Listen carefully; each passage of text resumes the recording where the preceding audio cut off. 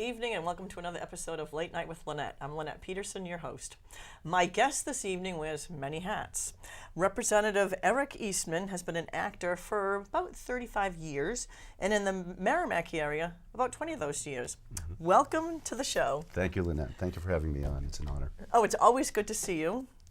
Now, you guys had a tough session yesterday, but we're going to stay clear of politics. We're talking strictly acting today. Absolutely. That's just one of the hats that I wear. And it's in effect kind of a role that I play, but in this case it's a role that I play in real life and not pretending to be anybody else but a discerning citizen. So in effect it's kind of like adopting yet another persona, which is something we actors who take our craft seriously do. Very good. Now what got you into acting, first of all? Oh, heavens. I mean, that was probably back in, what, junior high, high school? Well, I've always enjoyed exploring the various colors of the human condition. Speaking of colors, I'm just dazzled by your suit jacket. Yes, it's stunning. It's really very powerful. Season number 2's jacket. It's a great statement, a great springtime statement, isn't it? Yes, and it has Peterson purple and Janine green in the colors. See, Merrimack politicians, we get color coordinated. Oh, so that's Peterson wise. Purple, Janine green. Yeah. That's very wise. Yes. Thank you for mentioning it. It makes my day. Absolutely. So back to acting. So what got me into it? I don't know. What gets anybody into the crazy craft of playing make-believe? Is it their childhood? Is it their vivid imagination? You see kids role-playing all the time, right? Oh, yeah. I did. Yeah. I remember 10 years old sitting by the side of the road near my house, of course under the watchful eye of my mom, and I would wear a werewolf mask. Oh, too funny. Just to see what kind of rise I could get out of people driving by, oblivious to the fact that I was potentially a road hazard because I was a distraction. Oh, yeah. But it was very important to get that reaction. Oh, but of somehow. course. It was get that fix. And, you know, I think some people who have an artistic bent are born performers. Others are creative in other ways. You know, they find themselves, you know, in visual mediums or pottery or something like that. But there are certain people along the personality spectrum that are clearly performers. And no matter which personality quiz online or whatever I take, just on a whim, I can't get away from that outcome. Oh, too funny. So it's clear to me that, you know, just get comfortable in that skin and make use of it. And so I've done that for many, many years, sometimes on a professional level, most of the time not. Yep. Now, have you had a favorite role? I get that question. You know, I've got a top 10 and a top 5, maybe even a top 3 of roles that have really left an impression that I remember fondly. One of them was Georg von Trapp in Sound of Music. With actor-singers in Nashua, and that was about 17 years, maybe 15 years ago. It feels like yesterday, naturally. I'm sure you had much shorter hair for that role. I kind of did, yeah. I had the Austrian Navy admiral or Navy captain, standard do. So. Oh, too funny. Now, have you ever played a female? I have, and it's interesting that you would ask that question because coincidentally I reprised my role as Hartinia in a very, very campy, sort of Buck Rogers-esque, sort of 50s black and white, sort of homage to the Buck Rogers genre. Oh, too and funny. You're going to love the title because it's very controversial. It's called Transsexuals from Space. Okay. I didn't write it, but a friend of mine who's a dear friend, a transgender person, did write it. And this is in no way a political or sociological declaration of advocacy for that whole area of concern. But it's simply what this particular creative person wrote. Oh, too funny. And asked me to be a cast member. And I said to myself, well, if Robin Williams can do it and if Dustin Hoffman can do it, there you go. Why can't I do it? Right. So I donned this campy uniform with sequins and all that stuff, you know, makeup, let the hair down, do the whole thing, and we shot another episode of this, the final episode of this very strange saga that's available online. So it's weird you would ask me that question because I hadn't revisited that role for 5 years, and we just kind of did the denouement episode of that whole thing. Oh, too funny. So the answer is yes, I have done that. The good ones can play anything, I would think. Arguably, yeah. I mean, your job is not to your job is to use the tools that you, the person, the actor, the craftsperson, has available to them. Right, yeah. Not to drag your picadillos and your predilections and your ideas into the character's world. You leave that stuff at the door. You just give them your toolbox and you surrender it to that character. And you say, character, go ahead, go play. Yeah, and I figure a good actor, like a well-rounded athlete, can play any sport. You get the basics. There's offense, there's defense. A well-rounded, good athlete can play. And they're not going to excel in everything, but I think a good athlete could play anything. Well, they have a gift for coordination, hand-eye. Exactly. You know, they're healthy. Yeah, a good athlete, a good actor, I would think, could take on any role and make it their own. I think that's true. I mean, it can be a tall order, some of the roles Oh, I'm sure. that you're asked. I'm at the point where I've done so much in the northern New England area that oftentimes I don't have to go audition for roles, and I don't say that in a in the voice of a braggart. I say it in much the same way as a person who's been selling insurance for a long time gets referrals all the time. Right, exactly. So the people just know who you are and know what you're about. They also know which character niches you're perfect for. And a mid-aged guy who's a crazy artist who's got really long hair is a rarity in general. And so, if this person fits a particular role that's got certain idiosyncrasies, well, they don't bother with anybody else. Right. They come to you. Now, I got to ask, have you ever played the lion on Wizard of Oz? I'd love to. With I the haven't mane? had a courage. Yeah, that would be hilarious. Yeah. That'd be a lot of Now, fun. I got to tell you this one story. My family and I, we lived in Richmond, my husband and I and daughters. We were on a canal ride. And from the canal, they were looking up at the church. Patrick Henry used to attend this church. Wow. Yes. And that's huge. now, Edgar Allan Poe was born in Richmond, Virginia. His mother is buried in this cemetery, but there's no grave markings. They know she's buried there. There's record of her being there, but they would not let a grave marker be put up because she had the most heinous occupation of anyone. It was lower than a prostitute. How can that be? Wow. I mean,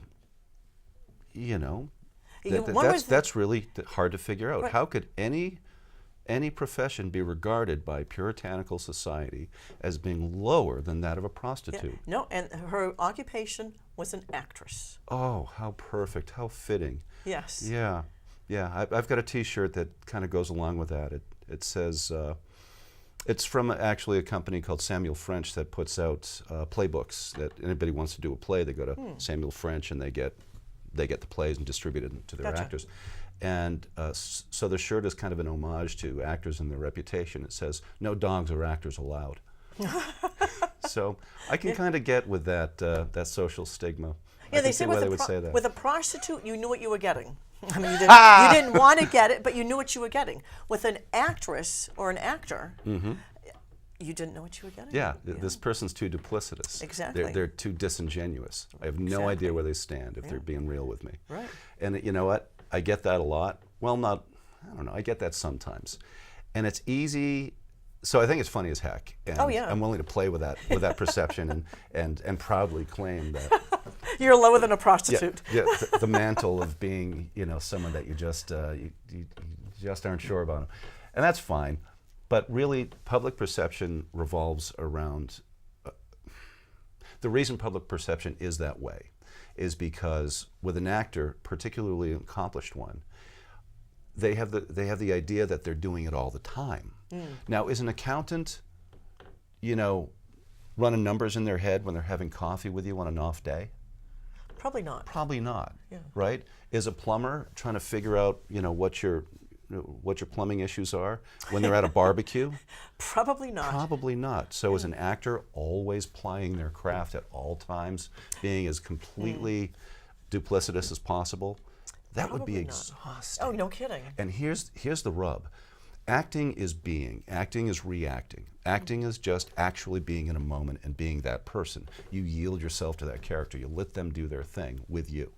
So that said, that character's in a story. In that story, there are trials and travails and ups and downs and a lot of pain, usually. A gripping story has pain. Oh, yeah.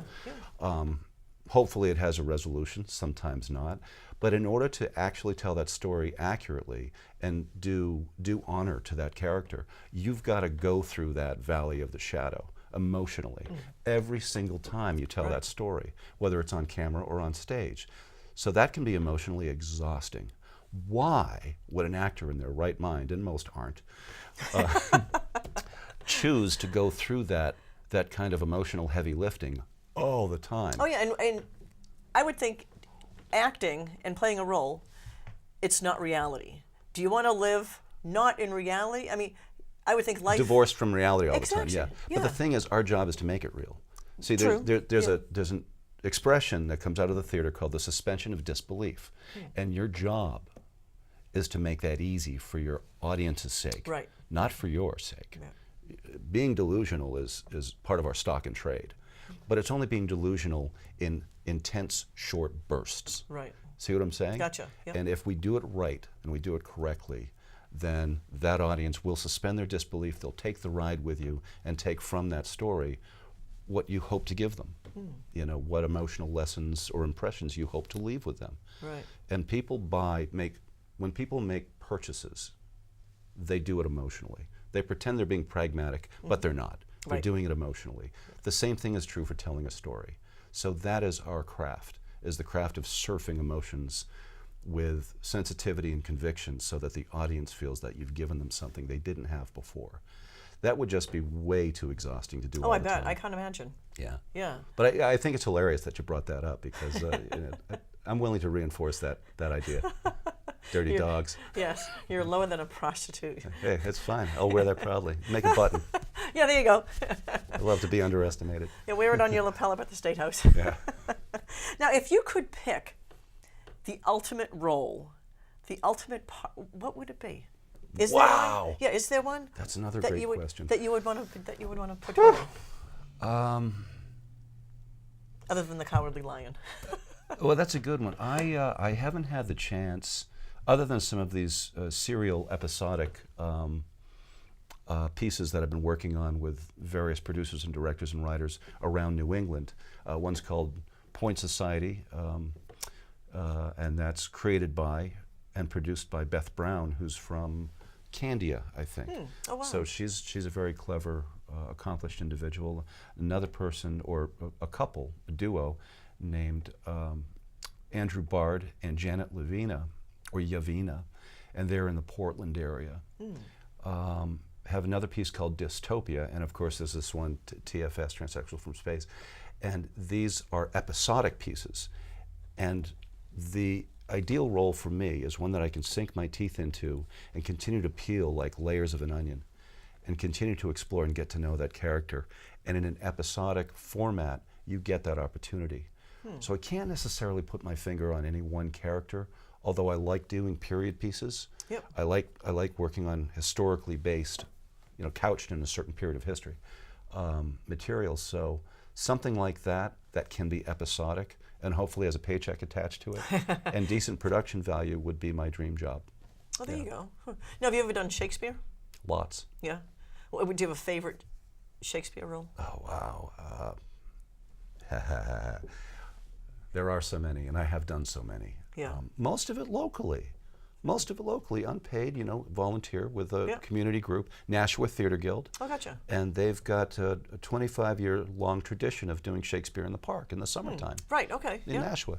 And I've done a lot of Shakespearean roles. Well, I've probably seen you in it and didn't know you, so it didn't, You may have done. Yeah. I mean, we did the Scottish play, the actual name of the play of which can't be uttered by an actor, because that will invoke a terrible curse that's attached to the show. Ooh. It starts with an M, and it ends with with the word Beth.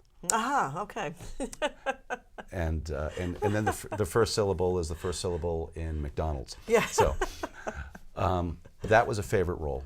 Oh, that I was bet. a very difficult role. Oh, I bet, It's yeah. very exhausting. I'd love to do King Lear. I'm over 50 now, so I'm getting to the age where I can play another host of characters that I perhaps gotcha. couldn't do as credibly earlier. More complex, more conflicted, which is pretty much standard material with Shakespeare. Yeah, oh yeah. There's always a lot of complexity. So I'd like to explore that. there's another show that I've done before called The Lion in Winter. And it's a very powerful show. Some of your viewers may have seen it, heard about it. It's been rendered into a movie twice. Oh, wow. I've never heard of that one. In different generations. I strongly suggest it, both versions of the film. But I'd like to do the play, and I'd like to play the role of King Henry.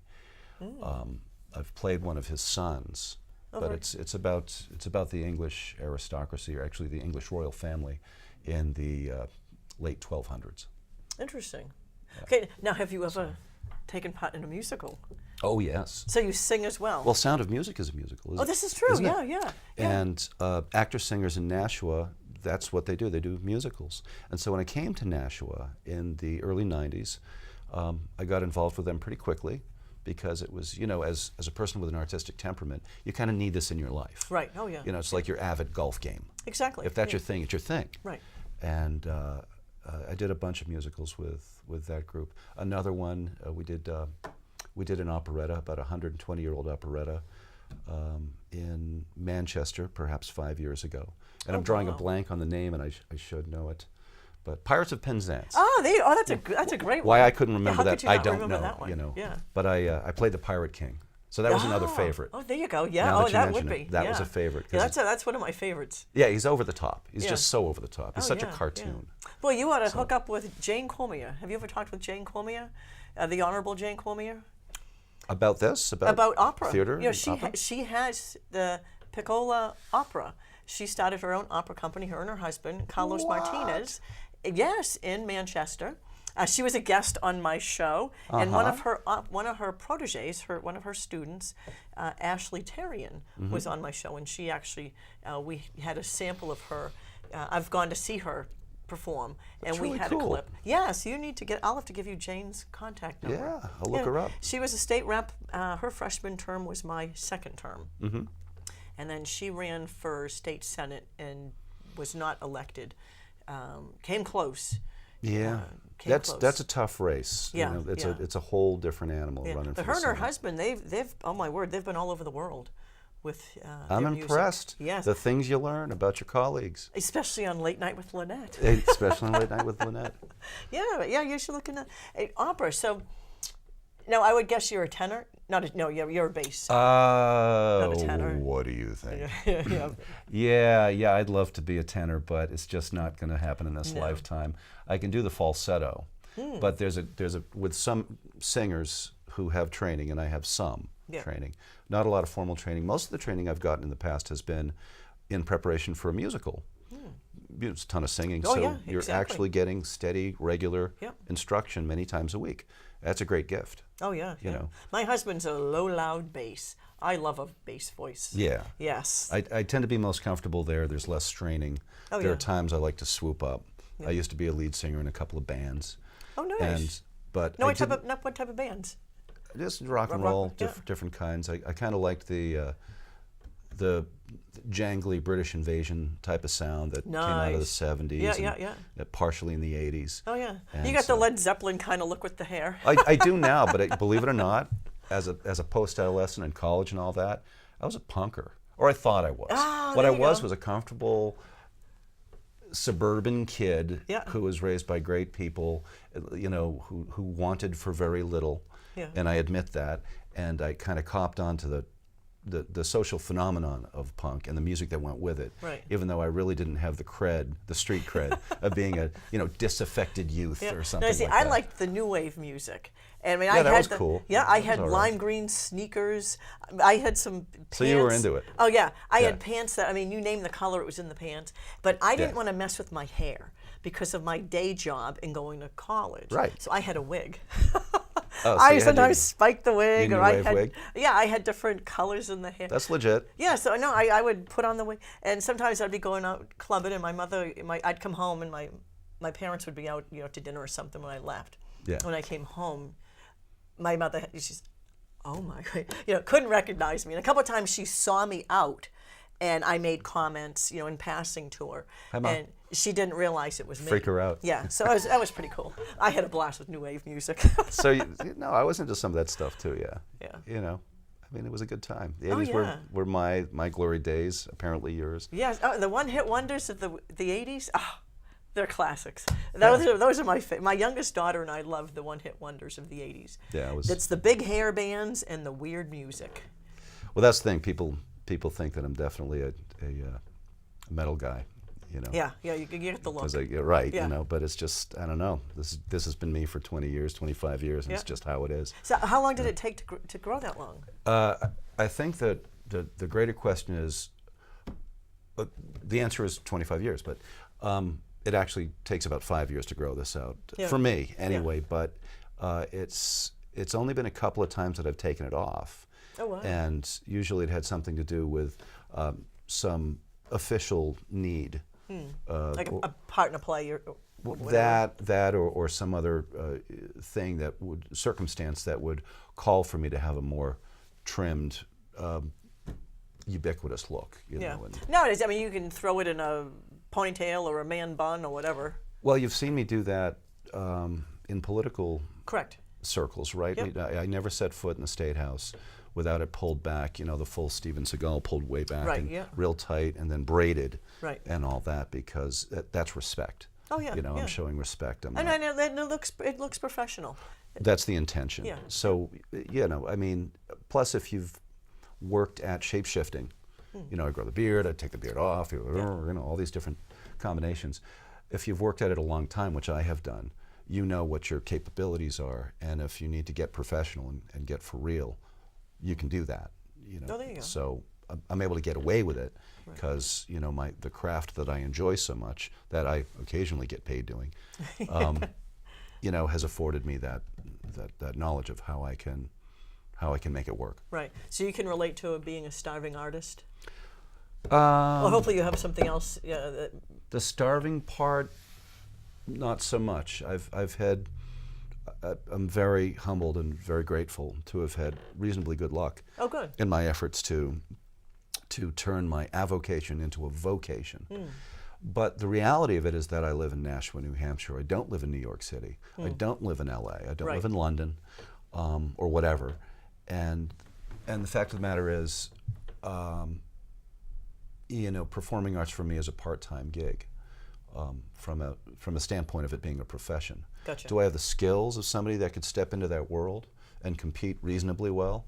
I think so. I think so. You know, it's been several decades. There you go. Been doing this a long time. Yeah. A lot of it in community theater, but you develop your skills.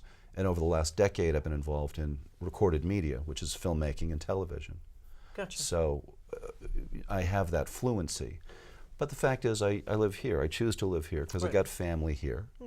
And yeah, I'm involved in the state legislature, so I've got roots here. Right. So the fact that that's how I roll means that I ace myself out of the opportunity of doing this full time, because you really got to be on top of the action if you're going to do this full time. I'm sure. You got to be in New York. Right. But Yeah. it hasn't stopped me from making movies that I care a lot about. And I would call your attention to the poster that I showed you when we walked in the room. Yes.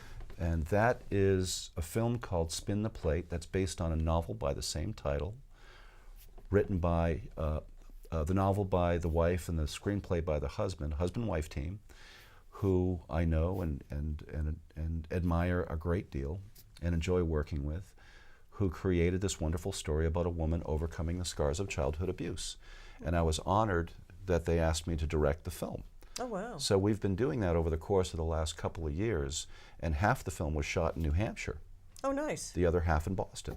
Oh, wow. So I would invite the camera to have a look. Yeah. Now, when do you think you'll be finished with filming? We're in post-production. We're working with wonderfully professional editors and composers and sound engineers and all the little technical details that go into post-production. Right. So I think we're going to be at picture lock by late springtime. Oh, wow. Oh, very And good. we're hoping to submit it to the festival circuit, the film festival Right, circuit, yep. in the second half of 2016. Oh, cool. Now, how long does it usually take for the average film to go from script to screen? How much money you got?